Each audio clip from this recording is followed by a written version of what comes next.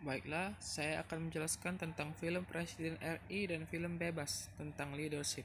Nama saya Melki Wijaya, NIM 181-2002, Prodi Teknik Industri, Universitas Katolik Musikaritas. Cerita film yang awal itu adalah film Soekarno. Cerita ini perjuangan awal terwujudnya kemerdekaan Indonesia. Filmnya ini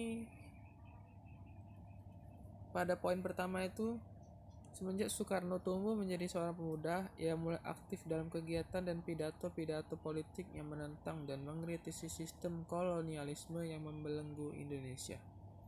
Poin kedua, tamat dari perguruan tinggi, Soekarno mendirikan Partai Nasional Indonesia. Terbilang dia itu masih muda.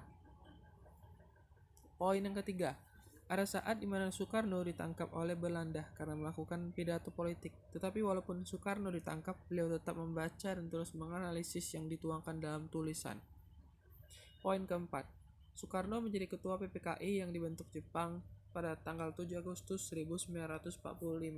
Setelah itu pada tanggal 1 Juni 1945 ada sebuah persidangan mengenai dasar negara yang diterima dengan nama Pancasila.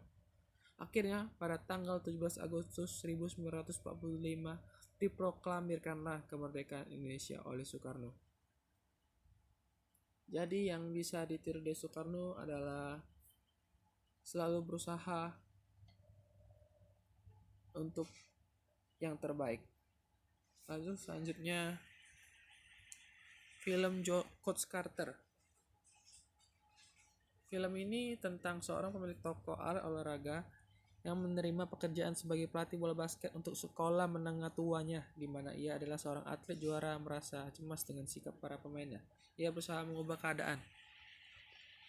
Pada poin pertama yang dikatakan pada film tersebut, pendidikan adalah yang terpenting untuk masa depan.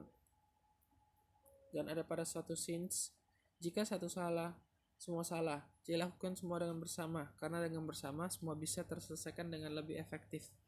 Dan di sisi ini mengajarkan kedisiplinan.